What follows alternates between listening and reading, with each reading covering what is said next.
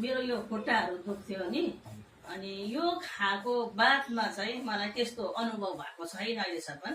1 साल अलिक धेर भयो है।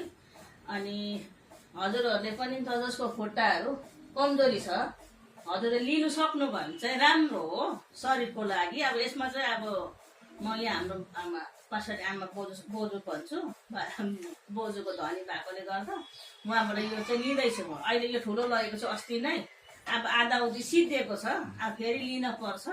पछाडि चाहिँ अब मैले अब के भन्नु भन्दाखेरि चाहिँ उहाँबाट म बुझ्न चाहन्छु नि अझै। र यसले चाहिँ धेरै राम्रो भएको छ मलाई चाहिँ। अनि अहिलेसम्म यो प्रोडक्ट खाएकोमा चाहिँ यही हो मैले फर्स्ट। अनि क्याल्सियमको खाएँ होला, अनि उहाँले पनि क्याल्सियमको खाँदै हुनुहुन्छ, उहाँलाई पनि धेरै राम्रो भएको छ। उहाँले पनि भने राम्रो हुन्छ कि आन्टी क्याल्सियम उहाँले पनि खान्छ। अनि हजुरलाई धेरै धेरै धन्यवाद है।